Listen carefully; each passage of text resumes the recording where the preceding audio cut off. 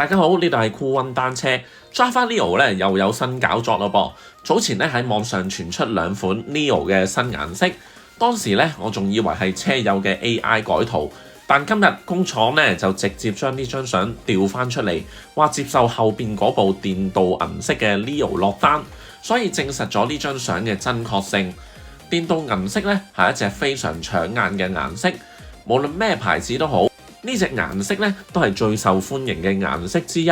今次 Java 就睇中呢個點，將佢首次套落佢哋嘅牌子入邊。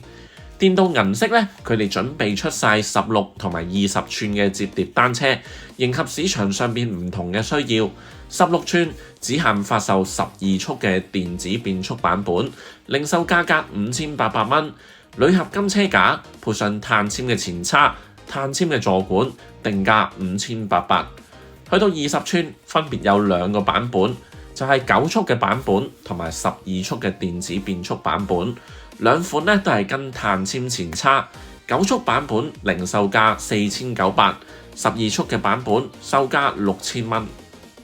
呢款顏色嘅出貨日期咧，約莫係6月之內。今日起正式接受香港區嘅車友訂購，經我哋酷運單車購買電鍍式嘅 Neo， 即送你 RC 超順嘅3啤領快擦腳踏，比原裝更爽更順。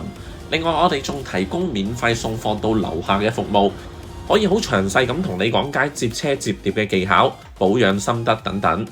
另外我哋仲有做改裝服務嘅喎，譬如換下啲碳纖3刀拎啊，改裝下啲豬鼻扣、盤片、飛輪、鏈條，乜都有嘅。咁如果有需要想落單、想改車，揾我哋酷運 Bike。